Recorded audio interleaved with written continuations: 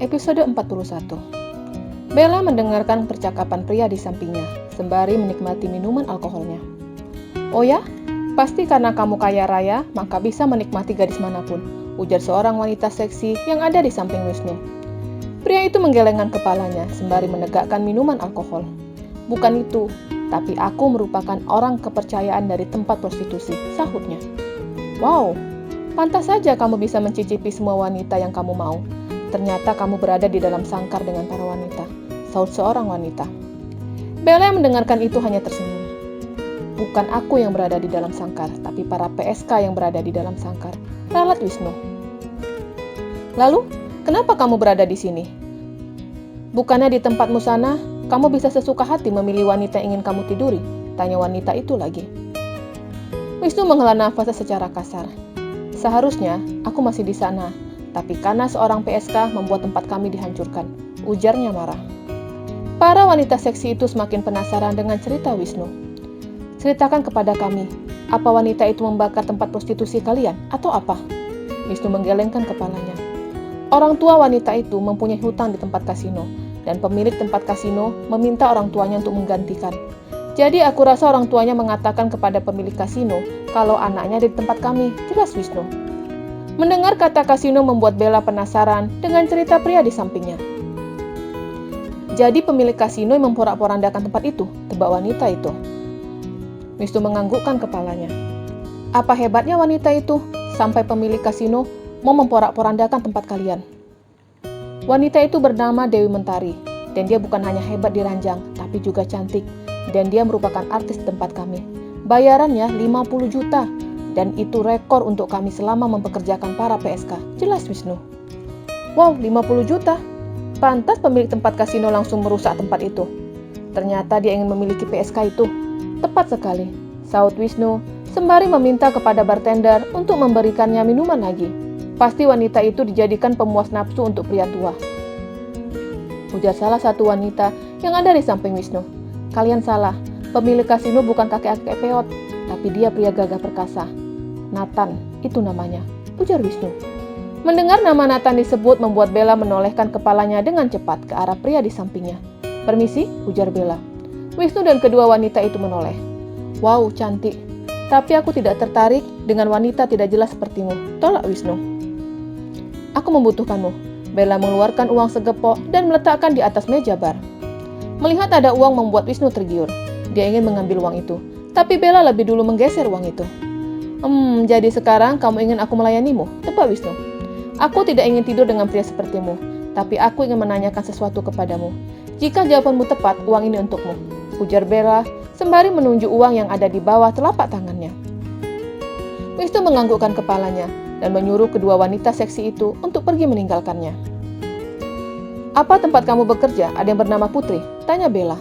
Wisnu menggelengkan kepalanya. "Baik, aku akan mengubah pertanyaanku. Sekarang tentang pemilik kasino. Apa Nathan yang kamu maksud anak dari Leo?" tanyanya lagi.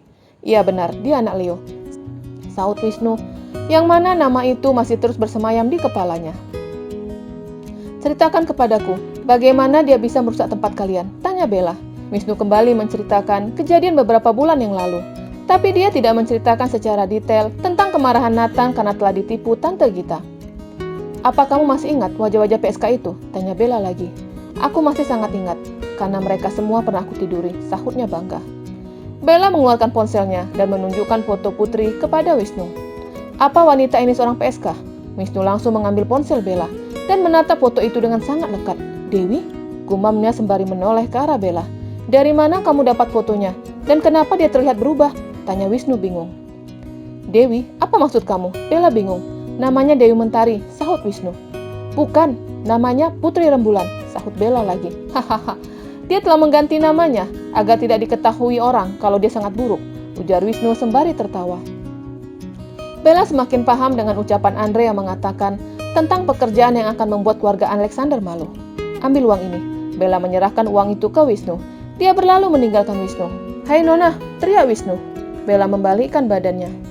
"Karena kamu telah memberikan uang kepadaku, aku siap melayanimu," ujar Wisnu. Bella tersenyum. "Maaf, kamu bukan tipeku. Tipeku harus pria berkelas.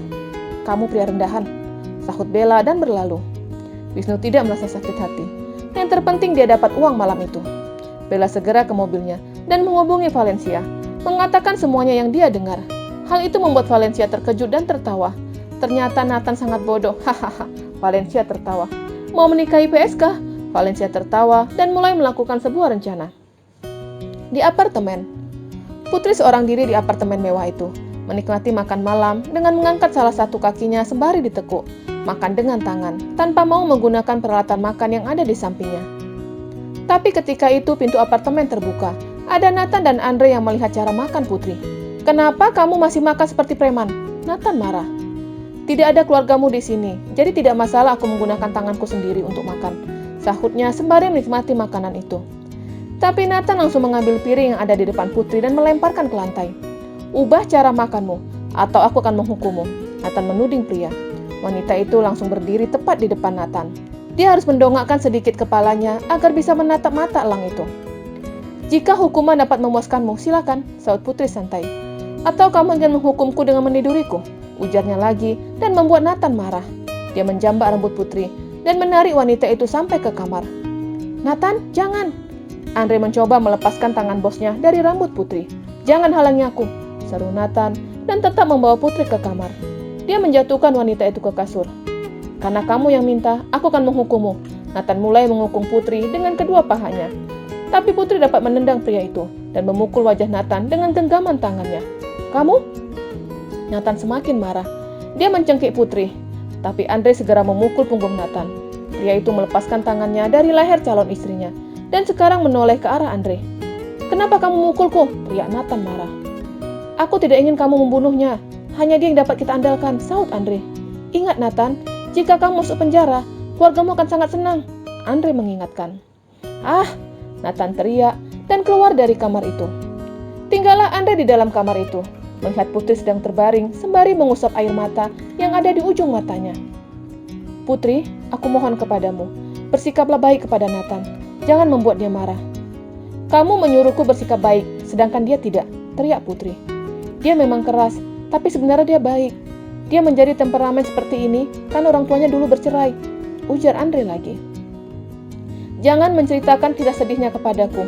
Kisahku lebih sedih darinya," sahut Putri ketus. "Silakan keluar, aku mau istirahat." Andre menghembuskan nafasnya secara kasar dan keluar dari kamar itu. Di ruang tamu dia tidak menemukan Nathan dan dia tahu jika bosnya telah pergi meninggalkan apartemen. Di dalam kamarnya Putri berusaha untuk tegar dengan masalah yang baru saja dihadapinya dan berusaha untuk bertahan sampai setahun. "Aku benci kamu Nathan," teriak Putri. Tidak berapa lama suara telepon yang ada di dalam apartemen berbunyi. Putri mengangkat panggilan itu. "Ya halo? Putri, ini Nico. Apa kamu baik saja?" tanya pria itu. "Dari mana kamu tahu aku tinggal di sini?" Putri heran. "Nathan kakakku, dan aku tahu dia menempatkanmu di apartemennya. Aku khawatir denganmu. Sekarang aku berada di lobi apartemen. Aku tidak bisa menemui di atas karena ada pengawal Nathan. Datanglah ke lobi. Aku akan menceritakan semuanya tentang Nathan," ujar Nico dan menutup panggilan itu. Putri menatap gagang telepon. Dia segera keluar dari apartemen, tapi pengawal langsung menghadang langkahnya. "Nona tidak diizinkan meninggalkan apartemen," ujar pengawal. "Nona?" Putri bingung. "Iya Nona. Tuan Nathan mengatakan kepada kami semua untuk memanggil Anda dengan sebutan Nona," jelas pengawal. Mendengar hal itu membuat Putri tersenyum. Dia pikir dengan kata Nona akan membuatku baik kepadanya. "Tidak akan," gumamnya pelan. "Silakan masuk kembali," ujar pengawal. "Ada Nico di lobi.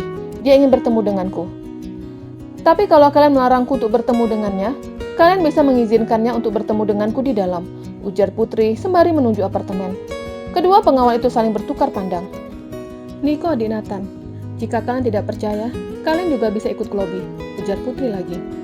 Dan akhirnya kedua pria itu mengizinkannya untuk menemui Nico, tapi tetap dalam pantauan dua pengawal itu. Putri menyisiri lobi apartemen dengan pandangannya, dan dia dapat melihat Nico sedang duduk di sofa sembari memegang ponselnya. Putri menghampiri pria itu. Ketika melihat Putri, Nico langsung berdiri. Dia ingin menyentuh tangan calon kakak iparnya, tapi Putri buru-buru mundur beberapa langkah. "Duduklah Putri," ujar Nico sembari melirik pengawal yang berada beberapa meter dari mereka. "Apa yang ingin kamu ceritakan kepadaku?" tanya Putri langsung.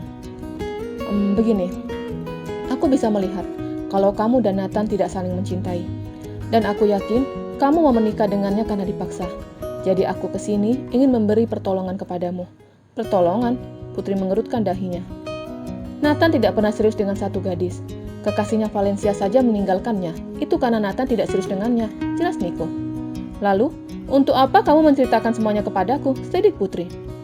Aku tidak mau kamu diceraikan Nathan. Jadi menikahlah denganku. Nico berdiri dengan kedua lututnya, tepat di hadapan Putri. Wanita itu menoleh ke arah pengawal dan orang-orang yang berada di lobi apartemen. Hanya dengan pernikahan, aku bisa membantumu. Jika kamu mau, kita akan kawin lari, meninggalkan negara ini, ujar Nico dengan janji palsu tentunya, bersambung.